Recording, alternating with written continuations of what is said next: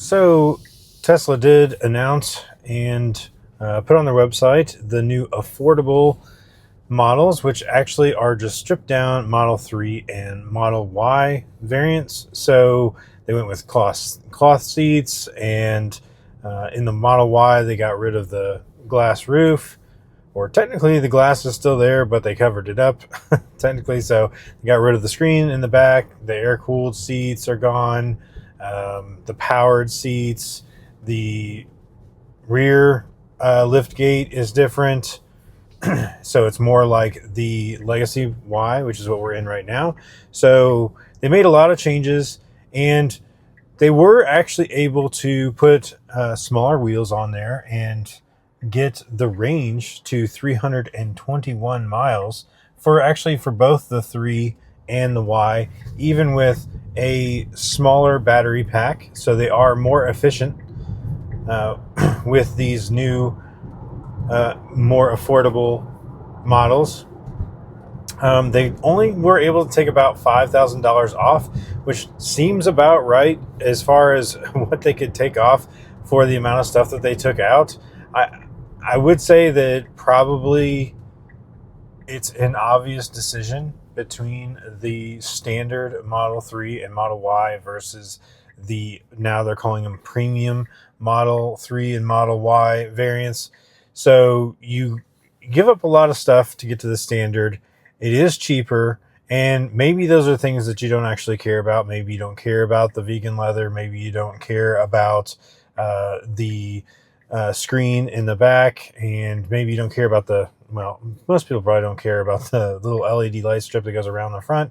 I mean, we don't have it in our Legacy Model Y, so really the stripped down version has a lot in common with the Legacy Model Y like we have, interestingly enough.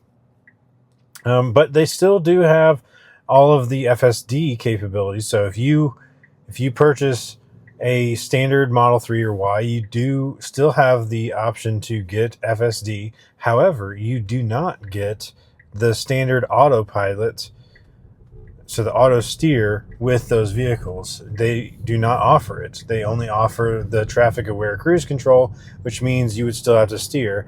So that's an interesting move. I'm surprised that they did that. But I've had, a day, a little more than a day to kind of just look at this and think about it now. And I think that this is a good thing. They didn't change the price points for the current existing Model 3 and Model Y, but these new standard variants are around $5,000 less.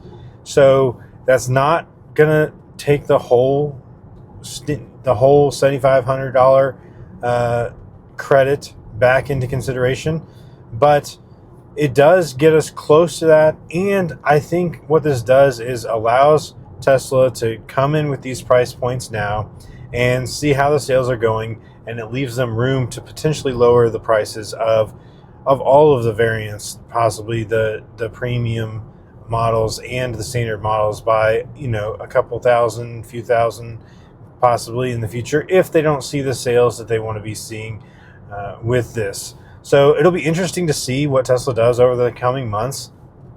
I do think, however, it's right now pretty much allowing them to say that they still have close to that starting price that they had with the tax credit, but most people, most likely, are going to see the amount of stuff that you're losing or gaining by the additional $5,000 and probably just go into the premium model. So they may not sell that great, and maybe that's exactly what Tesla wants.